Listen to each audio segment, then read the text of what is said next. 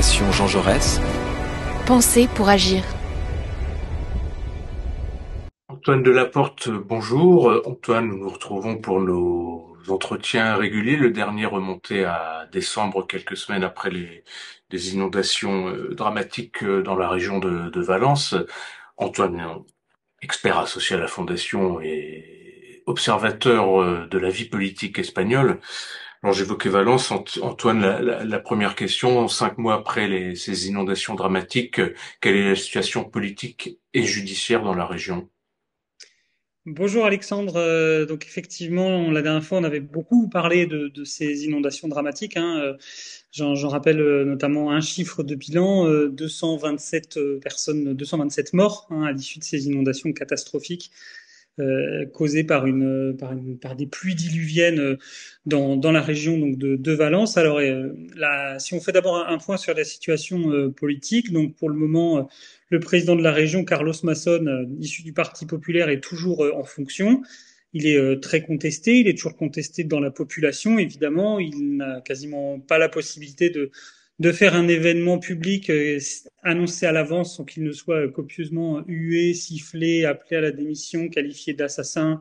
Donc c'est vraiment une contestation dans la rue assez nette, qui ne se retrouve pas, je le dis quand même, pour le moment dans les sondages, où le Parti populaire reste quand même à un niveau assez élevé dans les sondages au niveau de la région. C'est une région assez conservatrice et qui est un fief historique du Parti populaire, hein, il faut quand même bien le noter. Il est aussi contesté, c'est peut-être une nouveauté quand même au sein du Parti populaire. Alors ce qui le démontre, c'est pas forcément les prises de parole des dirigeants du parti qui restent un peu mesurées. C'est un parti, le Parti populaire, où on ne se critique pas ouvertement les uns les autres, hein. On essaye de régler, de laver son linge sale en famille. Mais en fait, il y a eu beaucoup d'indiscrétions dans deux journaux, ABC et El Mundo, qui sont les deux grands journaux de la presse conservatrice et démocrate chrétienne et libérale. Et donc, quand il y a autant d'indiscrétions dans ces deux journaux, c'est très clairement qu'il y a quand même péril en la demeure et que la direction du parti est très critique vis-à-vis de Carlos Mason. Elle n'a pas pour le moment de capacité de le remplacer ou de le destituer. Elle pourrait l'appeler à démissionner, mais le Parti populaire étant minoritaire au Parlement régional valencien, il aurait besoin du soutien de Vox pour réélire un nouveau chef du gouvernement. Et puis, il n'y a pas de personnalité qui émerge au sein du Parti populaire valencien, enfin au sein du Parlement, puisque le président est élu parmi les députés, c'est une obligation constitutionnelle. En revanche, le Parti populaire à ce stade ne garantit pas à Carlos Mason qu'il sera candidat à sa succession aux élections régionales qui sont attendues normalement en mai 2027. En revanche, Carlos Mason a quand même réussi, on peut dire quelque part, à repousser l'échéance puisqu'il a conclu assez récemment un accord pour adopter son budget. En fait, Carlos Mason n'a pas de budget aujourd'hui. La région n'a pas de loi de finances votée. C'est donc la loi de finances, la dernière loi de finances votée qui continue de s'appliquer, donc avec une enveloppe budgétaire qui est fermée et pas de possibilité de créer un budget ex nihilo pour la reconstruction, par exemple. Eh bien, Carlos Mason a donc conclu un accord politique avec Vox pour faire voter sa loi de finances. Alors la loi de finances prévoit des mesures en matière de reconstruction des territoires sinistrés, avec une participation active de Vox à la détermination de la distribution des aides. Donc on peut potentiellement craindre une forme de clientélisme dans la répartition de ces aides dans les territoires touchés qui sont en partie gouvernés, il ne faut pas l'oublier, par le Parti socialiste, puisque c'est la banlieue sud de Valence qui a été touchée, qui est une banlieue populaire. Donc il n'est pas impossible que Vox finalement crée des critères politiques pour la répartition de ces aides, d'autant que Carlos Mason, pour signer l'accord, a accepté d'intégrer une partie du discours de Vox dans ses propres expressions. Je pense notamment à la dénonciation du pacte vert européen qui est présenté évidemment comme une sorte de carcan normatif qui aurait empêché un certain nombre d'aménagements qui auraient eux-mêmes empêché la catastrophe de se produire, hein. Rien de tout ça aujourd'hui n'est acté par les scientifiques et par la justice, mais et puis évidemment aussi, alors Vox a réussi à faire rentrer quand même la question de l'immigration dans cet accord, puisque Carlos Mason s'est engagé à rendre publique la nationalité des personnes qui seraient arrêtées pour avoir causé des pillages à l'issue des inondations. Et donc quelque part l'idée que ce serait évidemment des immigrés clandestins, réintégrant ce fameux discours connu à l'extrême droite qui associe immigration et notamment immigration irrégulière et augmentation de la délinquance. Donc ça, c'est l'aspect politique. Sur le front judiciaire, il y a une juge d'instruction qui est à Catarroja. Catarroja, c'est une des communes qui a été touchée, donc qui est au sud de Valence, qui a lancé une information judiciaire pour homicide par imprudence et qui donc est en train pour le moment de dérouler son instruction. Et les premiers procès-verbaux qu'elle a rendus publics sont quand même assez dévastateurs pour le gouvernement de Carlos Mason, puisque notamment elle a écrit noir sur blanc que, conformément au statut d'autonomie, c'est bien le gouvernement valencien qui est l'autorité unique en matière de protection civile, en matière de gestion des crises, en matière de gestion des situations d'urgence, et que donc ça sert à rien d'essayer de reporter la faute sur l'agence de météo ou sur l'agence du bassin versant, qui sont des agences de l'État, puisque c'était bien la région au gouvernement régional de prendre les décisions. La juge est allée très loin dans ses écrits, puisqu'elle estime que si le gouvernement valencien avait été plus réactif, notamment dans l'alerte à la population, et je cite les mots de la magistrate, les morts étaient évitables. Et donc ça, c'est quand même un terme qui est très fort, parce qu'il permet à la juge de poursuivre ensuite une instruction pour homicide par imprudence. Elle estime que les dégâts matériels étaient inévitables de par la violence des flots et la violence des pluies, mais en revanche, de très nombreuses personnes, il est admis aujourd'hui, il est connu que la plupart des personnes sont mortes chez elles, et qu'elles sont mortes chez elles avant l'envoi du fameux, il y a eu un SMS qui a été envoyé à toute la population pour dire aux gens de ne pas sortir de chez eux, pour de ne pas se déplacer. Et en fait, surtout, la vraie consigne aurait dû être de surtout se mettre en hauteur, se protéger le plus possible. Et surtout, la plupart des victimes étaient déjà décédées au moment où ce SMS a été envoyé. Donc, il y a eu une indigence totale dans la réaction de la communauté autonome, et la magistrate le dit bien. Elle a donc mis en examen deux personnalités. Salomé Pradas, qui était la ministre régionale de l'Intérieur au moment de la catastrophe, et puis Emilio Argueso, qui était le secrétaire régional, donc une sorte de secrétaire d'État, si on veut, chargé des questions des situations d'urgence. Et donc elle estime qu'ils doivent être mis en examen, donc ils vont être auditionnés d'ici quelques jours. Tous les deux, évidemment, essaient de reporter encore une fois la faute, notamment sur les organismes de l'État, l'agence météo et l'agence du bassin versant. Mais la magistrate a très clairement écrit que ce n'était pas de la responsabilité de l'État et qu'il fallait bien chercher la responsabilité du côté du gouvernement régional. Pour précision, Carlos Mason ne peut pas être mis en examen par cette magistrate, puisqu'en tant que président de la région, il bénéficie d'un privilège de juridiction. Il n'y a que la Cour d'appel de Valence qui peut le mettre en examen, qui doit donc, pour le moment, la magistrate n'a pas demandé, n'a pas transféré, on va dire, un dossier Carlos Mason à la cour d'appel, mais c'est une possibilité, et donc on pourrait s'attendre, mais c'est évidemment là de la conjecture, on pourrait s'attendre à une mise en examen de Carlos Mason dans les prochaines semaines ou les prochains mois. Et juste, est-ce que au niveau national, enfin le PSOE, le parti, le PSOE ou Sanchez, enfin mettent en avant cette question-là pour un peu contrer le PP, le Parti populaire ou Alors effectivement, les procès-verbaux de la magistrate, de la juge d'instruction permettent en fait au Parti socialiste de contrer le récit que le Parti populaire essaye d'imposer, le récit que Carlos Mason essaye d'imposer lui-même, c'est-à-dire que ce serait la faute donc de l'agence météo, que ce serait la faute de l'agence du bassin versant, que ce serait la faute de la législation environnementale et donc de la ministre de la transition écologique de l'époque, Teresa Ribera, qui est aujourd'hui commissaire européenne, première vice-présidente de la Commission européenne. Il y a évidemment un jeu politicien derrière pour essayer d'affaiblir Pedro Sanchez, pour essayer d'affaiblir Teresa Ribera, etc. Mais il y a, les procès-verbaux, les actes d'enquête qui sont émis par la juge d'instruction montrent bien que ce récit aujourd'hui ne tient pas factuellement. Et c'est évidemment un argument massu, un argument en béton armé pour le Parti socialiste, pour rejeter la responsabilité que le Parti populaire essaye de faire peser sur lui, mais une responsabilité qui évidemment de toute façon n'est pas factuellement admise. Après, ça reste quand même tout cela, on est d'accord, un jeu politicien dans une situation de crise, et surtout en fait quand le Parti populaire essaye de faire basculer la responsabilité sur le PSOE, on passe vraiment de la question de la responsabilité des responsables politiques qui sont en gestion, je pense au gouvernement de Carlos Mason, à une espèce de joute politique un peu finalement mal placée dans la situation actuelle, Aujourd'hui, le Parti socialiste demande des élections régionales anticipées dans la région de Valence, puisqu'il n'a pas les moyens de faire voter une motion de censure contre Carlos Masson, qui dispose, avec Vox, d'une majorité absolue au Parlement régional dans tous les cas. Merci Antoine. Alors, au niveau, là parlons maintenant au niveau national et dans le contexte européen, dans le contexte de la guerre en Ukraine et des questions liées au budget de la défense. Justement, cette question de la hausse du budget en défense, de la défense en Espagne fracture la coalition de gauche de Pedro Sánchez au pouvoir à Madrid. Pourquoi y a-t-il cette fracture provoquée par ce débat au sein de la coalition et quelles conséquences envisageables? Alors c'est lié évidemment à l'histoire de la gauche radicale espagnole, dont Sumar est, on va dire, le dernier ersatz, ou en tout cas une émanation là encore. Et il ne faut pas oublier que la gauche radicale espagnole, la gauche de la gauche du PSOE, elle se structure en 1986 sur son opposition au maintien dans l'OTAN, puisque le Parti socialiste de l'époque de Felipe González avait fait campagne aux législatives de 82 sur un référendum pour la sortie de l'OTAN, et finalement le Parti socialiste, au moment de ce référendum en 86, fait campagne pour le maintien dans l'OTAN. Le socialisme se convertit un peu à la raison d'État à cette époque, si on veut, à l'atlantisme, et puis évidemment à la construction européenne, mais ça c'est autre chose.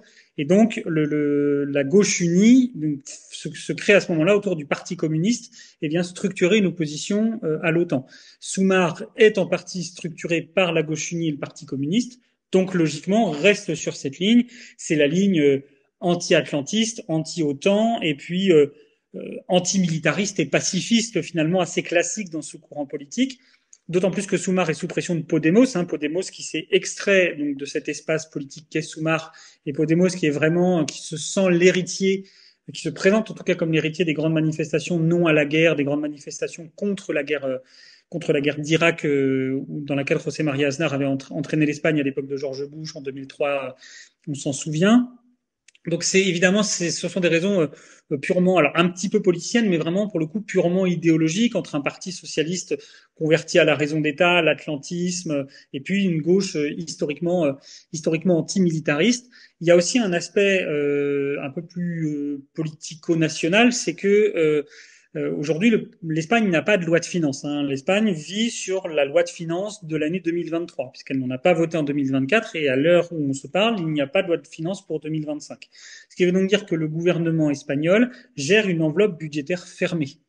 Et la crainte, évidemment, de la gauche, de la gauche du Parti socialiste, c'est que pour augmenter le budget de la défense, Pedro Sánchez vienne puiser dans l'État-providence. Pedro Sánchez assure que non, que l'objectif c'est une augmentation budgétaire pluriannuelle et que donc il y aura un budget plus tard qui sera plus grand, enfin qui sera en expansion, et donc ça permettra de concilier l'État-providence et la défense. Mais pour le moment, l'enveloppe elle est bloquée, elle est fermée, et donc il faudra bien aller chercher l'augmentation budgétaire quelque part. La difficulté évidemment, c'est que Pedro Sánchez pourrait venir s'appuyer sur le Parti populaire au nom des grands accords d'État, au nom du consensus entre les deux grands partis du bipartisme historique sur les questions de défense et de diplomatie. Mais là, le Parti populaire est dans une opposition tellement virulente, et en fait, les relations entre les deux grands partis sont tellement au point mort qu'évidemment, le Parti populaire n'a pas envie de faire ce cadeau à Pedro Sánchez, et l'invite notamment à venir devant le Congrès, à présenter son budget, à faire voter cette augmentation du budget de la défense dans l'objectif de mettre en difficulté Pedro Sánchez vis-à-vis de ses propres alliés, de démontrer que Pedro Sánchez ne peut pas gouverner, qu'il n'a pas de majorité, sauf si le Parti populaire est là. Donc il y a aussi un jeu, là encore, un jeu politique presque politicien. Cela étant dit, on est dans un jeu politique, mais il n'y a pas de risque de rupture de la coalition entre le PSOE et Sumar. Il n'y a pas de risque de rupture et donc d'élections législatives anticipées. Pedro Sánchez n'y a pas intérêt. Sumar, Yolanda Díaz n'y a pas intérêt non plus. Les alliés de Pedro Sánchez n'y ont pas spécialement intérêt non plus, la gauche, les indépendantistes catalans, basques, les nationalistes basques, parce que pour le moment, ils sont en capacité de négocier avec Pedro Sánchez quelques transferts de compétences, des budgets, des moyens pour leur région, donc personne n'a intérêt à des élections anticipées. Par contre, ça veut dire que dans le cadre de l'élaboration du budget 2025, qui est très mal engagé, ou du budget 2026, ce sera un sujet de plus dans une équation qui est déjà extrêmement compliquée, puisqu'il faut satisfaire les demandes d'un certain nombre de partenaires politiques et de régions qui sont parfois des demandes un peu antinomiques. Antoine, restons autour de Pedro Sanchez et de sa coalition. Les relations entre Pedro Sanchez et Junts, le parti indépendantiste catalan de Carles Puigdemont, est peut-être la relation la plus compliquée à laquelle est confronté Pedro Sanchez. Peux-tu nous parler un peu des récents accords conclus entre les deux formations, le PSOE, Parti socialiste ouvrier espagnol, et Junts, et notamment concernant la thématique migratoire? Alors effectivement, Junts, c'est l'enfant terrible, on va dire, de la majorité de Pedro Sanchez, parce qu'il est sur une espèce de double posture qui est pas tout à fait schizophrène, mais on n'en est pas loin. C'est-à-dire que d'un côté, Junts est sur une posture qu'on appelle en Espagne autonomiste, c'est-à-dire qu'il négocie des transferts de compétences, des transferts de moyens au bénéfice du gouvernement catalan. Alors actuellement, Junts est dans l'opposition en Catalogne, mais ne désespère pas reprendre le pouvoir et donc arriver avec une Catalogne qui a plus de moyens, plus de compétences, plus de budget, plus d'influence. Et en même temps, Junts est un parti indépendantiste, on va dire radical, du moins intransigeant, et il doit montrer une intransigeance pour ne pas démobiliser son électorat. Ce qu'on a bien compris des élections législatives de 2023 et régionales de 2024, quand on se concentre sur la Catalogne, c'est que l'électorat indépendantiste, aujourd'hui, il est démobilisé parce qu'il voit bien que les deux grands partis indépendantistes, Junts et la gauche républicaine, sont entrés dans une dynamique de négociation autonomiste, justement. Or, l'électorat indépendantiste, il veut pas une autonomie renforcée, il veut l'indépendance. Donc, Junts a besoin de montrer cette intransigeance pour dire que, pour céder à la fin et donner l'impression qu'il a obtenu une victoire politique. C'est de la mise en scène. Hein. On sait que ça fonctionne souvent comme ça, les négociations, que ce soit politiques ou diplomatiques. C'est celui qui donne l'impression d'avoir obtenu une victoire. Et la gauche républicaine, de ce point de vue-là, avait tendance à se montrer un peu trop, comment dire, coulante, montrant que les négociations, finalement, c'était pas si compliqué, pas si difficile. Junts a justement adopté cette stratégie d'une intransigeance, à tout le moins d'une intransigeance de façade. Mais récemment, effectivement, plusieurs accords, tu l'as dit, ont été conclus. Alors, il y a eu ce qui a permis de stabiliser un peu la relation avec Junts, parce que justement, la relation, elle est très complexe pour le PSOE à encadrer, surtout que le PSOE ne peut pas se passer de Junts. En fait, tous les partis de la majorité sont indispensables parce que la majorité de Pedro Sanchez est trop courte pour pouvoir se passer d'un tel ou d'un tel en fonction de la thématique. Et donc là, il y a eu plusieurs accords. Il y a eu effectivement d'abord un accord sur le grand décret loi social du début d'année. Donc c'est un décret loi qui comprend tout un certain nombre de mesures à caractère social. L'exemple le plus courant, c'est la hausse des pensions de retraite suivant l'inflation, c'est la hausse du RSA ou c'est encore la gratuité dans les transports publics d'État type RER par exemple. Et donc là, il y a eu un accord entre Junts et le PSOE pour que ce décret loi passe. Donc ça a été une vraie victoire politique pour Pedro Sanchez à l'époque. Et puis donc là, il y a eu deux grands accords sur la question migratoire, à savoir que l'État va déléguer à la région de Catalogne une partie de ses compétences en immigration. Alors pas toutes, hein, évidemment, pas la gestion des frontières, pas les expulsions, l'équivalent des OQTF, etc. Mais quand même, il y aura une participation, par exemple, de la police régionale de Catalogne aux patrouilles frontalières. La Catalogne aura la main sur toute la politique d'intégration, par exemple. Et puis, il y a aussi un accord sur la répartition des mineurs non accompagnés qui sont en fait aujourd'hui à la charge des régions. Et en fait, ces mineurs arrivent par deux endroits principalement, les Canaries et Ceuta et Melilla, surtout Ceuta en ce moment. Et donc aujourd'hui, les capacités d'accueil de ces deux régions, la Catalogne et puis Ceuta, les Canaries et Ceuta, les capacités d'accueil sont totalement saturées. Et donc il va y avoir une répartition entre les régions. Et en fait, Pedro Sanchez a négocié avec Junts la clé de répartition, puisque Junts en fait ne voulait pas que la Catalogne accueille un nombre trop élevé de mineurs non accompagnés, arguant que la Catalogne en avait déjà accueilli plus que ce qu'elle n'aurait dû faire au regard de son poids économique et démographique. Mais il y a aussi un véritable aspect qu'il ne faut pas sortir de la réflexion, c'est que Junts est un parti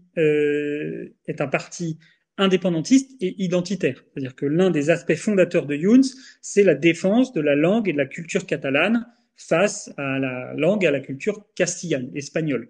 Donc c'est un aspect dans la vision que Junts peut avoir de l'immigration, ça reste un parti de droite.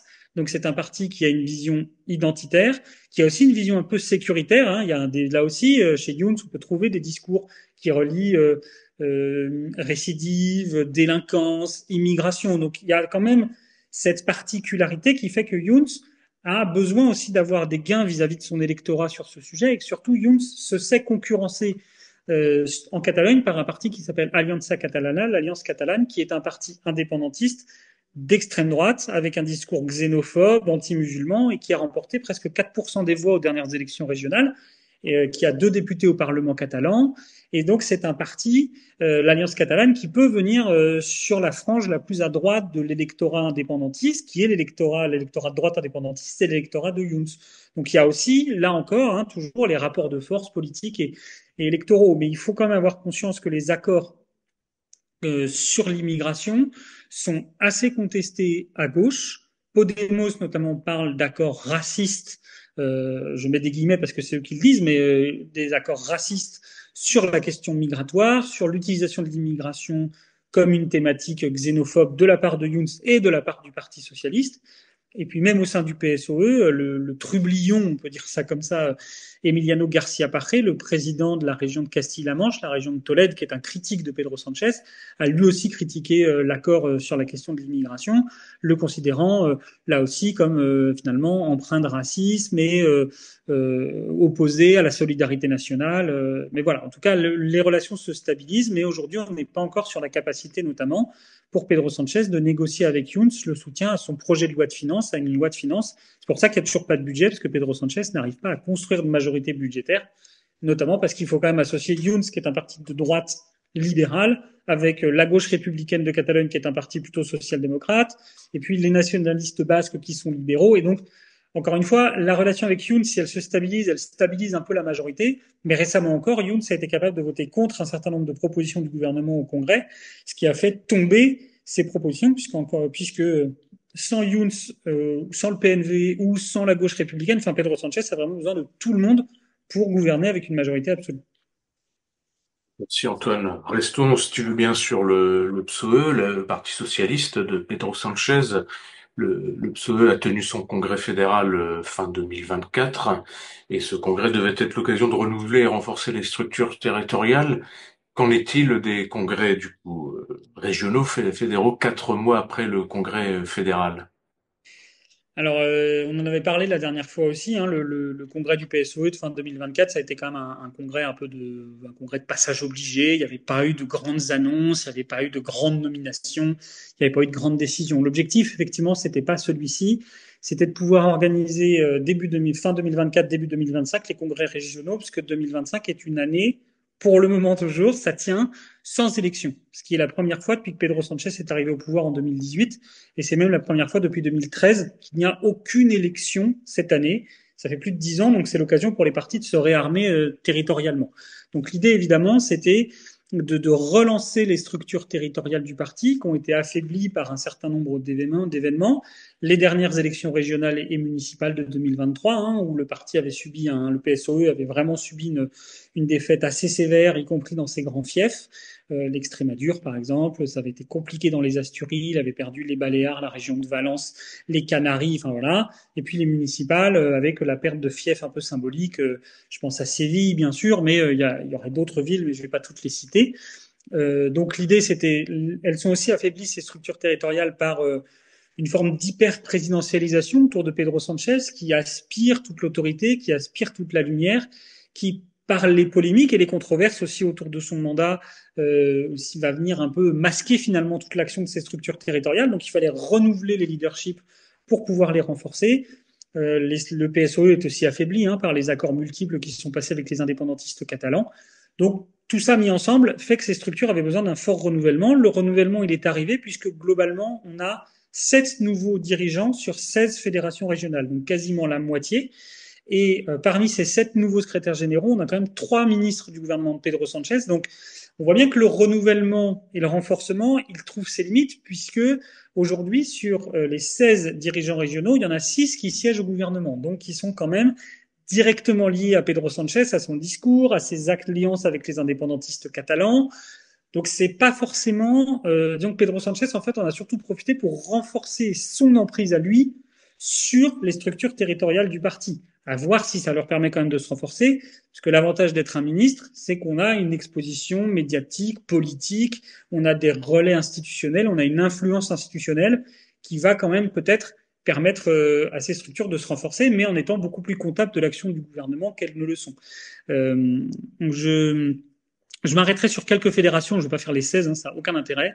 Et puis on n'a pas le temps, et de toute façon ça n'a vraiment aucun intérêt. Mais la plus symbolique, je pense, c'est la fédération de l'Aragon, donc la région de Saragosse, hein, au sud des Pyrénées, puisque le secrétaire général sortant, c'était l'ancien président de la région, Javier Lamban, qui était un critique extrêmement virulent de Pedro Sanchez, de ses alliances avec les indépendantistes catalans, qui était vraiment quelqu'un d'extrêmement sévère sur cette question, et qui a été remplacé par la ministre de l'Éducation et porte-parole du gouvernement, Pilar Alegría, qui est une très proche de Pedro Sanchez. Et donc là, c'est quand même un retournement à 180 degrés du discours qu'on va entendre venant de l'Aragon. L'Aragon, c'est une région qui est compliquée à conquérir, hein, pour les socialistes. C'est pas une région, c'est une région qui est vraiment une région en bascule, donc il faut vraiment réussir à mobiliser l'électorat derrière soi. Après, Pilar Alegría, c'est quelqu'un qui est assez connu, mais elle a quand même vraiment ce côté, cette image d'une très très proche de Pedro Sanchez. Il reste quand même quelques territoires un peu critiques de la gestion de Pedro Sanchez. Il y a la Castille-La Manche, donc la région de Tolède, d'Emiliano Garcia Paje, on en a parlé, hein, qui a été réélu avec un score stalinien de 99,9% des voix au Congrès, sans opposant aux primaires, donc, mais parce qu'il dirige la région depuis 2015, il a remporté la majorité absolue au régional en 2019, en 2023. C'est le seul socialiste avec une majorité absolue dans son parlement qui dirige un gouvernement. Donc, Paje est une personnalité issue du secteur le plus conservateur et unioniste du PSOE, ce qui correspond très bien à sa région, qui est une région conservatrice et assez rurale. Mais voilà, en tout cas, lui, il est toujours là et il s'est trouvé on va dire un compagnon de route.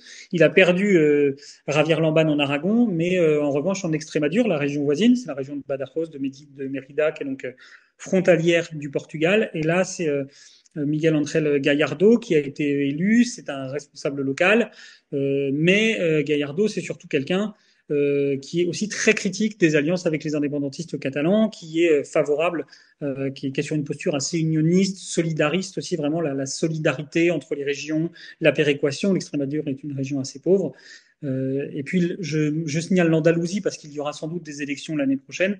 En Andalousie, c'est la numéro 2 du gouvernement et numéro 2 du PSOE, Maria Jesús Montero, qui est devenue secrétaire générale régionale. Donc, elle a quand même, c'est l'une des personnalités aujourd'hui les plus influentes et les plus puissantes au sein du parti, puisqu'elle est vice-secrétaire générale du parti, vice-présidente du gouvernement, ministre des Finances et chef du parti en Andalousie. Donc, c'est vraiment une figure majeure du dispositif de Pedro Sanchez. Mais en tout cas, voilà, les structures territoriales ont été renouvelées. Pour ce qui est de leur renforcement, Pedro Sanchez a renforcé son ascendant sur les territoires, c'est une chose. De là à ce que les fédérations territoriales se soient renforcées, ça, c'est une autre paire de manches. Merci Antoine. Restons à gauche sur l'échiquier politique espagnol pour parler de Sumar. Sumar, donc à la gauche du PSOE, a fait entre guillemets la première année de son congrès fondateur, mais Sumar doit déjà se refonder. Et un congrès est d'ailleurs prévu fin mars, si je ne m'abuse. Que peut-on attendre de on va dire, second congrès fondateur ou congrès refondateur? Alors, on est aujourd'hui donc en 2025. Il faut savoir que Soumar a été imaginé en 2023 et fondé en 2024, officiellement, structurellement, a été quand même une année 2024, c'est de l'annus horribilis pour Soumar. C'est-à-dire que il y a un échec aux élections régionales en Galice, alors que la chef de file régionale, c'est la présidente du groupe parlementaire national, c'est l'une des bras droits de Yolanda Díaz. Et en plus, la Galice, c'est la région natale, hein, de Yolanda Díaz quand même. Il y a un échec aux élections régionales au Pays Basque, il y a un échec aux élections européennes où finalement Podemos et Sumar sont quasiment à touche-touche. Il n'y a pas un bon résultat en Catalogne où la gauche radicale a souvent un espace politique, mais là en gros l'espace politique ne s'est pas élargi. Et puis ça se termine quand même par l'affaire Inigo Errejón, qui était donc le nouveau président du groupe parlementaire et qui a donc été obligé de se retirer de la vie politique à la suite d'accusations d'agressions sexuelles, de comportements misogynes, pour lesquels il est actuellement il est mis en examen. En tout cas, il a une situation judiciaire autour de cette situation. Donc, après les élections européennes, Yolanda Díaz avait démissionné de la direction de Sumar qu'elle n'occupait que depuis plus de 3 mois. Donc, le parti, en fait, n'a jamais vraiment eu le temps de se structurer et a donc besoin, effectivement, de se refonder pour relancer une dynamique. Aujourd'hui, il est vraiment à la traîne dans les intentions de vote. Et c'est d'ailleurs une faiblesse pour Pedro Sanchez, puisqu'il a besoin de cette jambe gauche pour s'assurer d'un éventuel nouveau mandat. Surtout que Sumar, en plus, sur le gouvernement, ne démontre pas une grande influence. Alors, il y a eu la loi sur la réduction du temps de travail, mais aujourd'hui, ça reste un projet de loi qui est bloqué parce que on parlait tout à l'heure de la droite de la majorité de Pedro Sanchez, hein, le PNV, Parti nationaliste basque et Junts, qui ont l'oreille enfin le patronat à leur oreille et le patronat s'oppose à cette loi de réduction du temps de travail et donc il n'est pas sûr que Yolanda Díaz puisse faire voter cette grande réforme sociale qui serait un peu la dernière grande réforme sociale de Pedro Sanchez. Il y a aussi un désaccord de fond majeur sur la fiscalisation des salariés au SMIC. Le SMIC a énormément augmenté en Espagne, on le sait, hein, il a augmenté de plus de 60%. Et donc aujourd'hui, la question c'est comment le SMIC atteint presque les 60% du revenu médian. Et donc il y a aussi aujourd'hui le ministère des Finances dirigé par les socialistes propose que les salariés au SMIC payent l'impôt sur le revenu. Ce n'était pas le cas pendant des années parce que c'était un salaire qui était très bas, comme aujourd'hui il a monté et qu'il a entraîné avec lui les bas salaires. Il y a plus de 2 millions de salariés espagnols qui sont au SMIC. Aujourd'hui, le ministère des Finances considère qu'il faudrait faire payer le SMIC aux salariés, mais pour Soumar, c'est un casus belli parce que évidemment, on ne fait pas payer des impôts aux SMICards. Donc, il y a vraiment cette particularité. Et puis la question du budget de la défense dont on a parlé, sur lequel Soumar n'a pas beaucoup de prise. Donc il y a vraiment ces mauvais résultats électoraux, cette crise majeure de l'affaire Errejón, et puis cette absence d'influence, enfin une influence qui se voit pas suffisamment. Donc Soumar ressent un besoin de renouveler son projet politique. D'ailleurs, dans le cadre de l'organisation du Congrès, le Congrès en fait a été décalé parce que c'était Íñigo Errejón qui devait réécrire tout le projet politique. Donc évidemment, ça a forcément dû changer, on s'en doute bien. Et puis renouveler aussi les cadres dirigeants. Donc Yolanda Díaz reste la leader politique, mais elle ne sera plus la chef formelle du parti.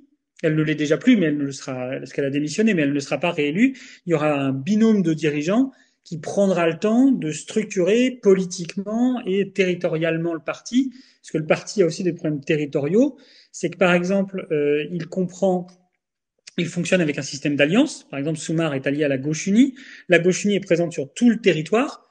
Et à Madrid, dans la région de Madrid, par exemple, il y a un parti régional qui s'appelle Mas Madrid, qui avait été fondé par Errejón.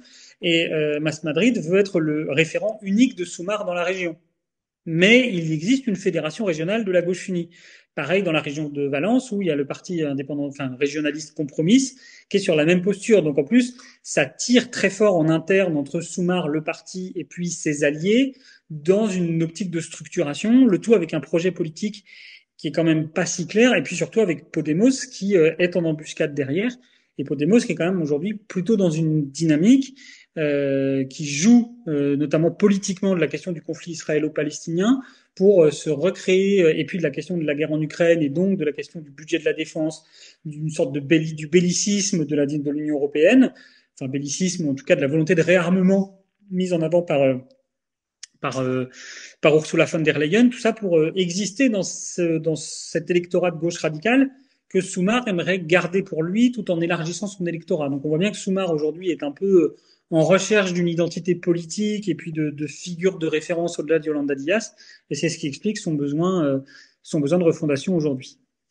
Merci Antoine, j'allais justement, dernière petite question, t'interroger sur Podemos, tu y as un peu y répondu, mais est-ce que au plan sondage ça se traduit, est-ce qu'il y a un peu du mouvement concernant Soumar et Podemos ou ça reste stable, hein, enfin, Bah, Podemos aujourd'hui est dans une petite dynamique et Soumar est surtout sur une pente très très descendante. Donc il y a quand même besoin pour ce parti effectivement de se reconstruire aussi parce qu'il a besoin de se relancer, de se redynamiser. Il a choisi de faire une politique de bas bruit là où Podemos, quand il était au gouvernement, était dans une politique justement dès qu'il y avait un désaccord sur la table du Conseil des ministres, et ben c'est pas grave, ça sortait à l'extérieur et c'était une manière de faire pression sur le PSOE. Soumar a choisi une autre option. On voit bien qu'aujourd'hui quand même alors, Podemos n'est pas dans le bruit et la fureur, pour reprendre une expression concernant un responsable politique français bien connu, mais Podemos est quand même dans une optique plus radicale et plus virulente dans son expression, et on voit bien qu'une partie de l'électorat de la gauche radicale aujourd'hui, une partie de l'électorat de gauche en tout cas, se sent attirée par cette manière de faire et de défendre, et donc on voit bien qu'il y a aujourd'hui entre les deux la concurrence, elle est là. Maintenant, la question, c'est, il y a des élections régionales, par exemple en Castille-Léon et en Andalousie l'année prochaine. Est-ce que les partis partiront chacun de leur côté au risque de diviser un électorat dans un système électoral qui vraiment pénalise la division, bien que ce soit un système proportionnel, en réalité, la division est mortifère pour la gauche, enfin, est mortifère de manière générale, ou alors est-ce que justement ils arrivent à reconstruire une relation? Ça peut aussi être en partie un enjeu du congrès de Soumar qui est prévu fin mars. très bien. Antoine, merci beaucoup pour tous ces éclaircissements, comme d'habitude, dirais-je. Et on se retrouve pour une prochaine chronique. Merci beaucoup, Antoine. Merci à toi, Alexandre. À bientôt.